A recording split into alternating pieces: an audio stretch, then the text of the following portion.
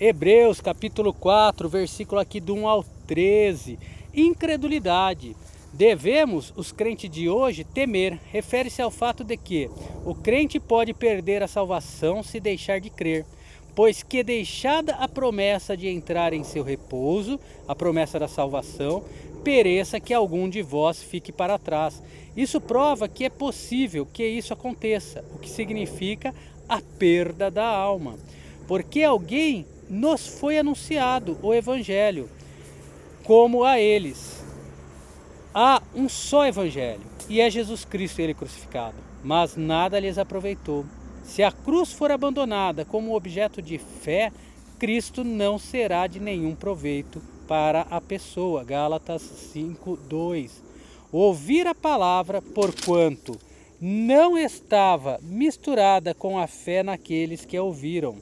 Os israelitas tinham fé, mas não no objeto correto. Deve ter fé em Cristo e na cruz, ou não é fé válida.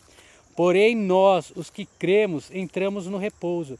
Revela de modo inequívoco que a fé é a chave, mas que fique claro que é a fé em Cristo e na cruz. Tal como disse, assim jurei na minha ira, que não entrarão em meu repouso, e a condição é a fé, embora suas obras estivessem acabadas desde a fundação do mundo. Isso se refere a esse grande plano de salvação, por meio de Cristo e da cruz, que havia sido formulado antes mesmo que o mundo fosse criado. 1 Pedro 1, 18, 20. Porque ele, que fala de Deus, em certo lugar disse assim, do dia sétimo, Gênesis 2, 3, e repousou Deus de todas as suas obras no sétimo dia. Deus cessou a obra da criação simplesmente porque a criação estava terminada.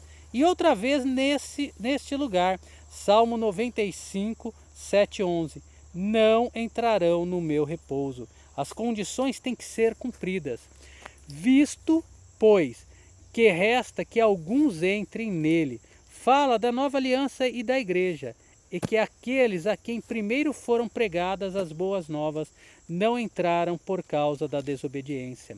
Com base no versículo 2, revela que aos israelitas da antiguidade foi pregado o mesmo evangelho que a nós, mas em vão. Entretanto, ele, fala de Deus, determina outra vez um certo dia.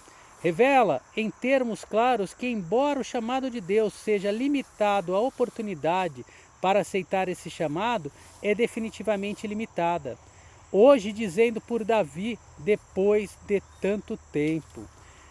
O Espírito Santo disse hoje, naquela época, e ele continua a dizer hoje, na atualidade, referindo-se ao fato de que amanhã pode ser tarde demais. Como está dito, hoje, se ouvirdes a sua voz, não endureçais os vossos corações. Novamente se refere à incredulidade.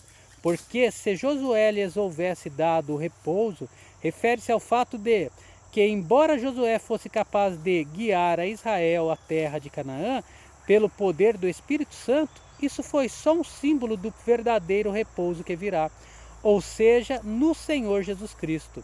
Não falaria ele, aqui fala de Deus Pai, depois disso de outro dia. Significa que a lei não poderia fazer o que era desejado, mas definitivamente apontava para o que viria, ou seja, o Senhor Jesus Cristo.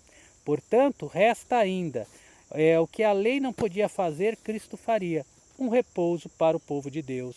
Isso encontrado apenas em Cristo no que ele fez na cruz, para o qual tudo no Antigo Testamento apontava.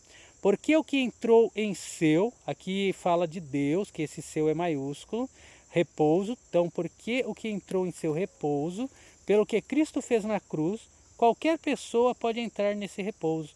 Ele próprio repousou de suas obras. Entramos por fé, que se refere à fé em Cristo no que ele fez na cruz, como Deus das suas. Deus repousou no sétimo dia quando a criação estava terminada e podemos repousar em Cristo porque o plano da redenção está concluído, do qual o repouso de Deus era um tipo. Procuremos, pois, entrar naquele repouso. Poderia ter sido traduzido: apressemo-nos, portanto, para entrar naquele repouso, para que ninguém caia no mesmo exemplo de desobediência. Isso nos diz que a causa raiz da queda de qualquer crente é a incredulidade, e se refere à incredulidade na cruz, a qual foi a verdadeira missão de Cristo. Porque a palavra de Deus é viva e eficaz, ativa e energizante, e mais penetrante do que espada alguma de dois fios. Refere-se à capacidade da palavra de Deus para examinar, e penetra até a divisão da alma e do espírito e das juntas e medulas. Não significa dividir em duas partes a alma do espírito ou as articulações das medulas, mas sim que a palavra de Deus penetra na alma e no espírito, revelando adequadamente o que o homem deve ser e que se pode ser em Cristo. Além disso, a palavra de Deus nos revela o Espírito Santo e seu poder, e revela o fato de que só ele pode vivificar nossos corpos mortais, Romanos 8:11, o que se refere nos dar poder para entregar este corpo físico ao que é justo, Romanos 6:12-13, e é apta para discernir os pensamentos e intenções do coração. Transmite a ideia de esquadrinhar e analisar as evidências.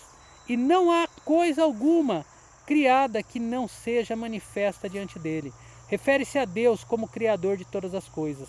Antes, todas as coisas estão nuas e patentes aos olhos daquele com quem temos de tratar, a quem devemos prestar contas. Deus abençoe a todos, um forte abraço e até o próximo vídeo.